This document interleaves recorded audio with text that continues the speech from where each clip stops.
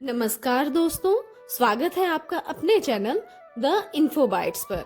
आज हम जिस व्रत की बात करने वाले हैं उस व्रत को करने से देवताओं के सभी संकट टले और उस व्रत का नाम है सकट चौथ या तिलकुट का व्रत।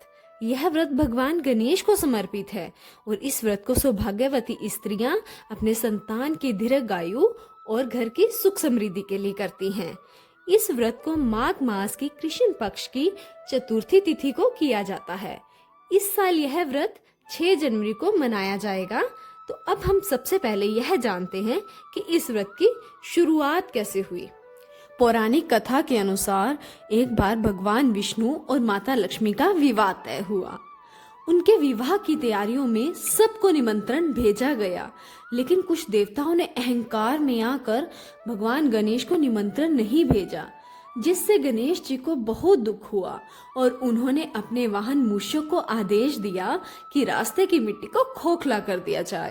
अब जैसे ही भगवान विष्णु का रथ आगे बढ़ा, उनके रथ का पहिया जमीन में धंस गया। अब बड़े से बड़े दिग्गज देवताओं के भी जोर लगाने से रथ का पहिया टस से मस न हुआ। तभी वहां से एक किसान गुजर रहा था।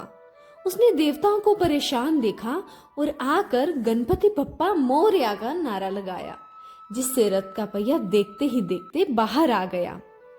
तब देवताओं को अपनी गलती का एहसास हुआ और उन्होंने भगवान गणेश से माफी मांगी। भगवान गणेश ने इस तरह उनके संकट को दूर किया और उनको तभी से संकट हरण कहा जाने लगा। और उस दिन माघ महीने की चतुर्थी का दिन था और तभी से इस दिन को सकट चौथ का व्रत मनाया जाने लगा। अब हम जानते हैं कि इस व्रत को तिलकुट चौथ या तिलकुट का व्रत क्यों कहते हैं। शास्त्रों के अनुसार तिल नकारात्मक ऊर्जा को दूर करते हैं और तिल का कूटना अहंकार, दुख और संकट को कुचलने का प्रतीक है। इसलिए इस दिन तिल को कूटकर प्रसाद बनाया जाता है और भगवान गणेश को भोग लगाया जाता है और इसका वैज्ञानिक और स्वास्थ्य कारण भी है। सकट चौथ का व्रत माघ महीने में आता है, जब उत्तर भारत में कड़ाके की ठंड पड़ती है।